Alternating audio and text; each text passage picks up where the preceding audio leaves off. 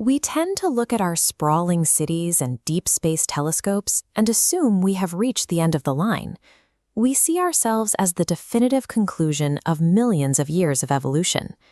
In 1883, the philosopher Friedrich Nietzsche introduced a character who saw this confidence as a delusion.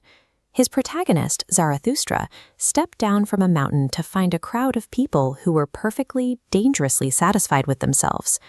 Zarathustra looked at the crowd and saw a collection of unfinished works.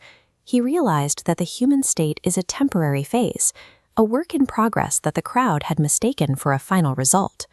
Treating our current state as a permanent finish line obscures our actual role in the timeline. We are part of a sequence that has yet to resolve. Nietzsche frames our existence with a specific metaphor. He states that humanity is a rope fastened between the animal of our primal past and the overman of the future. This rope is stretched tight over a massive abyss. We are suspended directly over the void. Every movement in this position carries a specific threat. Zarathustra warns that crossing over is dangerous, looking back is dangerous, and standing still is fatal. Since standing still over a void guarantees a fall, forward momentum is our only defining characteristic. We are built to be a bridge. To function as a bridge, we have to know where the structure is anchored. Zarathustra demands that humanity stop looking behind the stars for reasons to exist. This is a deliberate inversion of traditional religious frameworks. Nietzsche shifts the focus away from heavenly salvation and places it on the physical reality of the ground beneath our feet. Instead of hoping for an afterlife, he argues that humans must sacrifice themselves for the earth.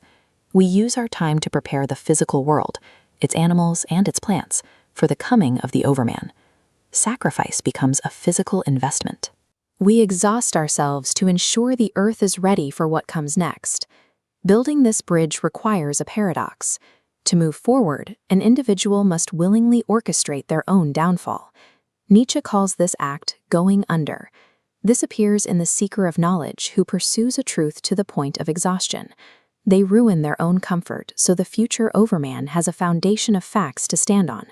It appears in the worker who spends their life building infrastructure. They lay the stones for a house they will never live in. Zarathustra also praises the person whose soul squanders itself.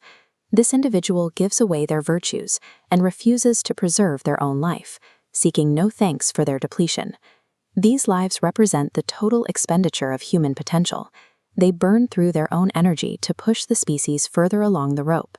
Destruction and creation function as the same mechanism here. The act of going under is the literal construction of the bridge.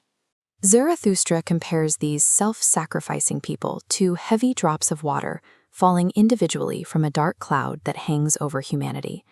A single drop of rain signals an approaching storm. These individuals act as precursors, paving the way for a change they will not live to see. They exist to announce what is coming. Having delivered that warning, they perish. The destruction of these individuals acts as the signal. It is the cost of alerting the species that the environment is changing. Those heavy drops are heralding a sudden force. Zarathustra calls this lightning the overman, a state of existence that has outgrown human limitations. It is a state that affirms earthly life, mastering the creation of its own values.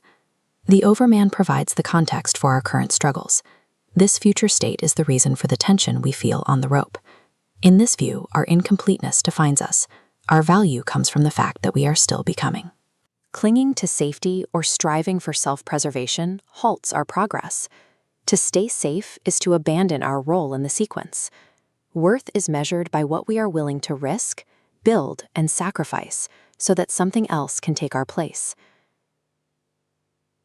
We are the transition. Humanity is lovable and great because we are a crossing over and a going under.